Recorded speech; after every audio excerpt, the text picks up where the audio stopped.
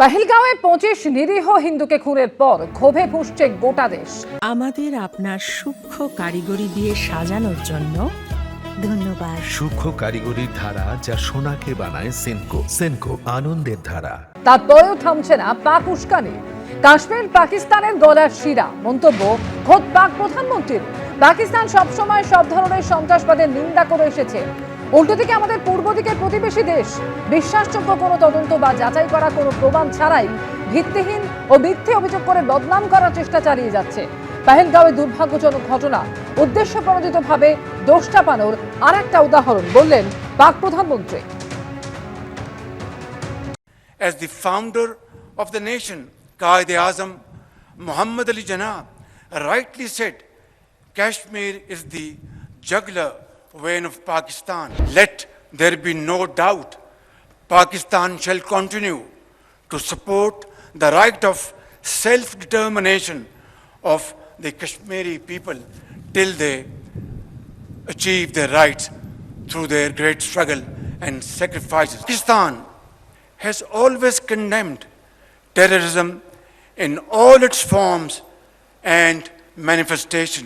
On the contrary, our eastern neighbor continues a pattern of exploitation, leveling baseless allegations and false accusations without credible investigation or verifiable evidence.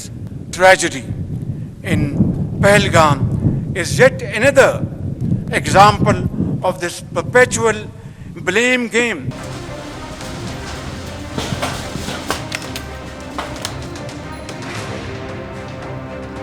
একের পর এক প্রত্যাঘাত দক্ষিণ কাশ্মীর জুড়ে, যেখানে দেখা যাচ্ছে পহেলগাঁও হামলার তদন্তে এনআইএ। পহেলগাঁওয়ের বদলা চায় দেশ এবং তারই অ্যাকশনে নেমে পড়েছে সেনা। এই মুহূর্তে পুলওয়ামা, কুপওয়ারা, অনন্তনাগ, কুলগাম, সোপিয়ান অর্থাৎ যে সমস্ত জায়গায় এখনো পর্যন্ত বিস্ফোরণে জঙ্গিদের বাড়ি উড়িয়ে দেওয়া হয়েছে সেই সমস্ত জায়গার ছবি রেখেছি আপনাদের সামনে। বিস্ফোরণে উড়েছে মোট 9 জঙ্গির বাড়ি। এর আগে 6 জঙ্গির বাড়ি উড়িয়ে দেওয়ার খবর ছিল, আর এবার জানা যাচ্ছে মোট 9 জঙ্গির বাড়ি একেবারে উড়িয়ে দেওয়া হলো। পুলওয়ামার মুরান, যেখানে লস্কর জঙ্গি আহসানুল হকের বাড়ি ধ্বংস করে দেওয়া হলো। মাতালহামায় গুঁড়িয়ে দেওয়া হলো লস্কর জঙ্গি জাকিরের বাড়ি। বিজেন্দ্র সিংহ এই মুহূর্তে রয়েছেন আমাদের সঙ্গে টেলিফোন লাইনে। বিজেন্দ্র, এর আগে গতকাল পর্যন্ত আমরা জানতে পারছিলাম 6 জঙ্গির বাড়ি গুঁড়িয়ে দেওয়া হয়েছে, সেই সংখ্যাটা বেড়ে হলো 9। কোন কোন জায়গায় এভাবে বিস্ফোরণ এবং সেই বিস্ফোরণে গুঁড়িয়ে দেওয়া হলো জঙ্গিদের বাড়ি, কিভাবে চলছে অপারেশন?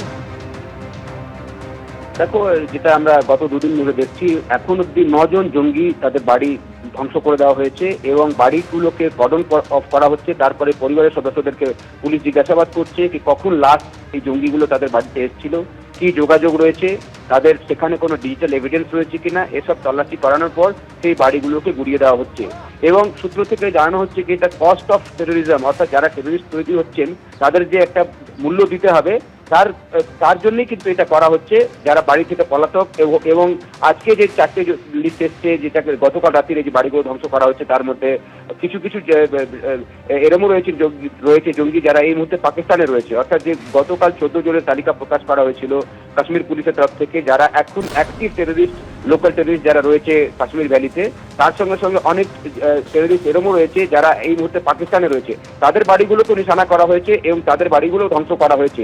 নতুন করে যে লিস্ট এসেছে তার মধ্যে ফারুক আহমদ কুপওয়ারার সে লস্করে তৈবার জঙ্গি, তার বাড়ি ধ্বংস করা হয়েছে।